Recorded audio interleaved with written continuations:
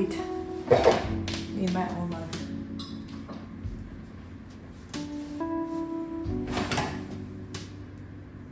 Look at my weird owl. I found this mug for free because someone was giving it away. Okay. Hi everybody. Welcome to my channel. My name is Maya, and today I'm going to share with you all the 9 books that I read in the month of September. So let's talk books. So the first book that I read in the month of September was The Galaxy and the Ground Within by Becky Chambers. I'll have it up on the screen right here because I did read this one on Libby on my Kindle. So, oh wait, actually, I might have read it on Kindle Unlimited. I'm not 100% certain, but I do think at least some of Becky Chambers' books are on there, and I love her as an author, so check them out.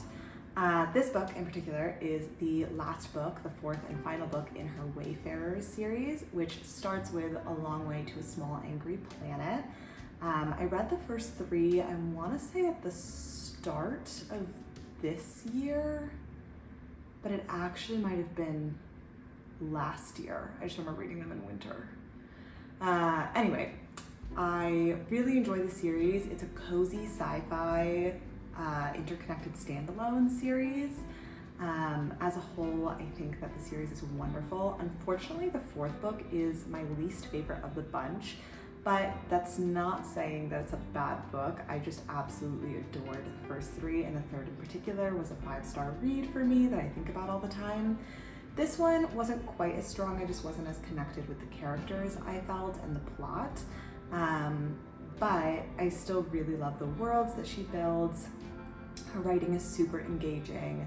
Like I said, it's very comforting. It's interesting because it is sci-fi, so there are lots of alien species, but I think as a whole, it's an incredible reflection on human culture and society, what it means to be a person, the ways that we define ourselves, the ways that we interact with new people and treat others. It's very fascinating commentary, and I think it's done really, really well. So I would highly recommend the series as a whole. This 4th one, I think I gave 3.75 stars to. Okay, so the next book that I read was Kingdom of the Wicked by Carrie Maniscalco. The book I have here is Kingdom of the Cursed by Carrie Maniscalco because I returned Kingdom of the Wicked to my library. This book, not this book, the first book in this series, is the first of a trilogy. It is a YA kind of darker setting, witches, Princes of Hell type of vibe. I thought the vibes in Kingdom of the Wicked were fantastic. I really enjoyed them. They're great for fall. It's a good setting. There's a lot of food mentioned too because the main character, she and her family own a restaurant, and so she spends a lot of time cooking, and I really enjoy that. I think it's kind of fun for autumn as well. I enjoy a lot of YA books. However, this one I think felt a little bit too YA maybe for my taste at times in terms of the writing style, the main character being very stubborn for no reason, doing things that don't make a ton of sense for not a great reason. And yeah, I didn't think we got like a ton from that first book. However, because the vibes were so good, I am going to carry on with the series. That's why I have the second one here.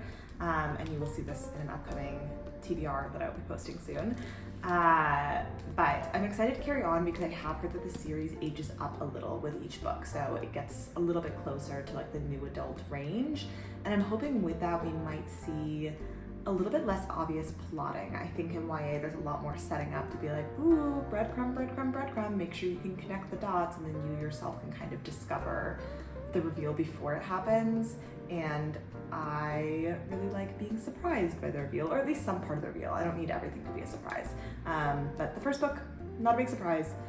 Overall, kind of just fine. I gave it 3 stars. But I'm gonna continue on because I do like the vibes, and I think if the vibes of it sound interesting to you, and especially if you enjoy YA books, I think that you might also like picking it up. So that was my second book of September. So, my third book of September was Not in Love by Ali Hazelwood. I'll have it up here because this is another one that I read on Kindle, I think from Libby. Now, this one I didn't expect to really love, but I genuinely did. I gave it 4.5 stars. It's important to know Ali Hazelwood is a rom-com writer generally. This book, not a rom-com. Has rom-com elements, but as she sets up, it is a very adult book. There is a lot of discussion of physicality, or what a lot of people call spice, in the book. However, I enjoyed that with this book, I think Ali Hazelwood did a great job just exploring more adult themes generally. You have two characters that have a lot of trauma in their background. You still have a STEM setup, which I love. You have the female main character, Rue, who works at this biotech. You have Eli, who's coming in with his group of partners to essentially try to take over the company. There's a lot of conflict from that, but it doesn't follow very traditional enemies to lovers. I thought the reasons that these two people thought they shouldn't really be together, both on personal level and on practical level, made sense, and then the development of them coming together also made sense. I also think Ali Hazelwood's writing is fantastic. I thought she used physicality as an interesting discussion for how people do feel about their relationships to themselves and their bodies, and how that plays into developing trust in relationships. Yeah, I just thought it was really interesting. I thought it was really well done, and I gave it 4.5 stars. And I think if the themes of it appeal to you and you like Ali Hazelwood's writing, I would definitely recommend it because I could not put it down, and I thought it was great. The next book that I read was Swift and Saddled by Lila Sage, which I'll have up here. Another one I read on Kindle on Libby. So this is the second book in her, I think, Rebel Blue Ranch series. It's a bit of a Chestnut Springs inspired, I would say heavily Chestnut Springs inspired. I haven't finished the Chestnut Springs series, but I know it came out first. That's by Elsie Silvers. Lila Sage's series is also kind of cowboy western style romance set in Wyoming on a small ranch. I love Wyoming. I think it's very beautiful, so I enjoy the settings of these books, and I love the references to, yeah, how beautiful Wyoming is, because it's one of my favorite places that I have visited personally. So this is the second book. The first one, Done and Dusted, I thought was fun, but I didn't love. It was like a 3-star read for me. This one I enjoyed a lot more. It follows Ava and Weston, I believe, and I thought that there was a lot more depth to it and a little more character development. I do think Lila Sage's books aren't my most favorite romances. I know that going in. I'm not going to pick them up and expect to get like a 5-star romance from them because it's just not the level of depth that she does. They're a little bit more just fun and fast-paced. I think the pacing is excellent. I think the settings are good, and I think that it's a good time as long as you kind of know what you're getting into. So I think that if Western romances are something that appeal to you, or if you need a palate cleanser, which is kind of what I needed, something a little just distracting and fun and fast, then I would recommend her books. But as a whole, so far from what I've read in Chestnut Springs, I think those are slightly better Western romances, so maybe check those out first. But up to you. Done and Dusted, nope. Swift and Saddled was a fun read that I gave 3.75 stars to, and I thought it was a good time.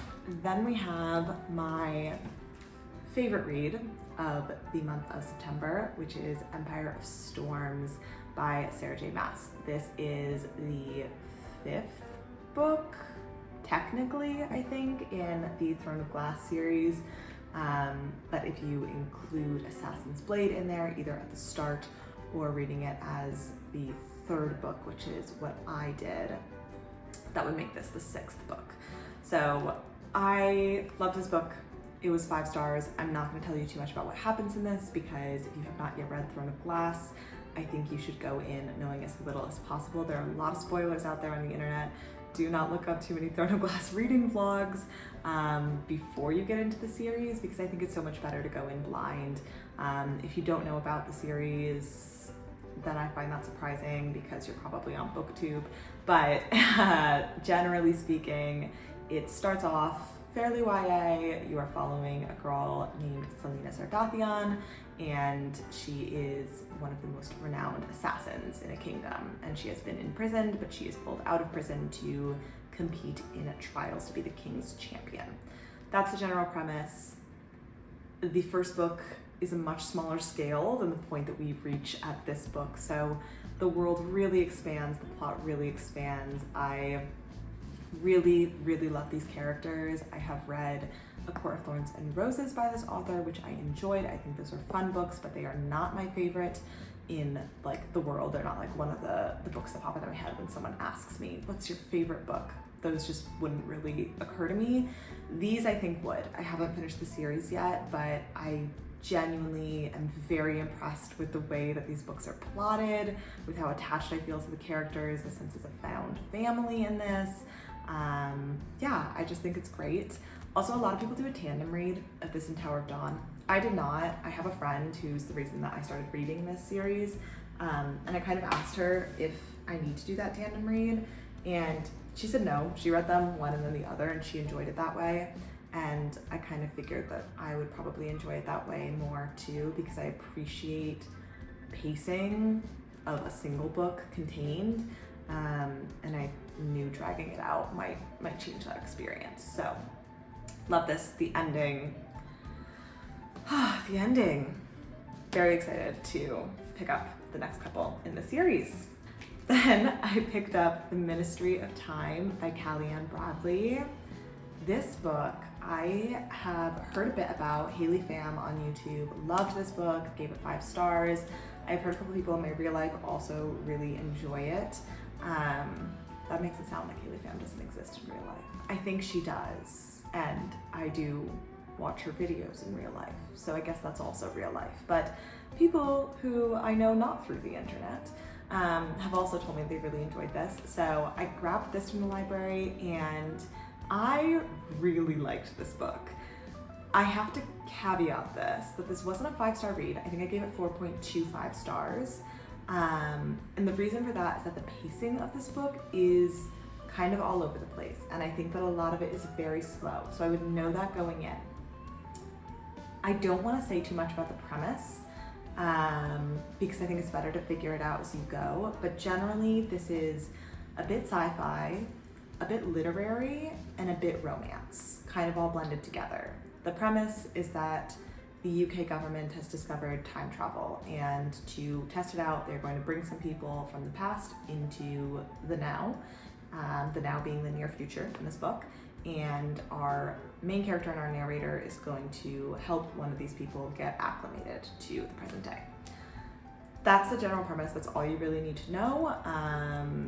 I think that the writing in this book was beautiful. The writing around the romance in particular is some of the best that I have seen in terms of it really hitting home. There were multiple moments where I would stop and read quotes aloud to my partner or take pictures of the book, so that I had quotes. I was writing quotes down in Notes app of my phone, and that's not something that I usually am doing unless it's with an all-time favorite book. So that was incredible in that aspect. I really enjoyed the ending of this book personally. That's always very important to me, I think, in a book, is how does it all wrap up. I really liked the way things wrapped up, and I thought it was really funny. There were multiple times where I was laughing out loud at the book. And you might be like, that sounds like a 5-star. I wish. I really thought that this was going to be a 5-star from like the first 100 pages because of how much I was loving it, but the pacing was too all over the place, and I wasn't the biggest fan of the narrator for most of the book. As a character, I mean, the narration style was wonderful. So I think because of that, it fell a little short of 5 stars, but I would still highly recommend it. I would also really highly recommend this if you are biracial. I am. I think that that is discussed in this book. I also think if you have immigrant parents or grandparents, or immigration has played a role in your family history, there's a lot of really interesting discussion in this book that I think might hit home. So, Ministry of Time, definitely recommend.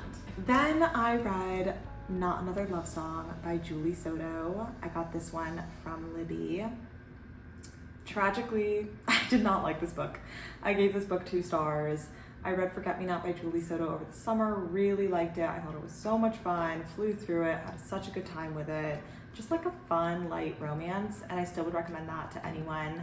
I loved the premise of this book, and from the start of it, I thought it was really, really promising.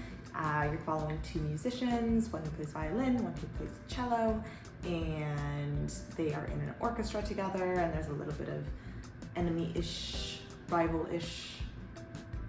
Actually, that's not even really right. A little bit of like, didn't get off on the right foot vibes to lovers. Is that a trope? I'm calling that a trope. I think that's all I'm gonna tell you, because the truth is I don't recommend this book. I didn't think it was well done. I thought it was very insta-lovey. I thought the plot was not believable, and the villain characters were so over the top in terms of their actions. There are some of the characters that are not meant to be villains that I kind of did end up hating, and then when we came to the end and they're still included in the story as like someone that's part of like the wholesome wrap up, I was annoyed with that. It was just one of those books that by the end I was like, why am I still reading this? I'm skimming. So that was unfortunate. The reason why I was still reading it is because I do think Julie Soto is a strong author. I think her writing is compelling. She knows how to write a fast-paced book that keeps you engaged. And so I still would pick up a book by her in the future, but this one was a miss. And I would personally recommend that you give it a skip as well. Brief tea break.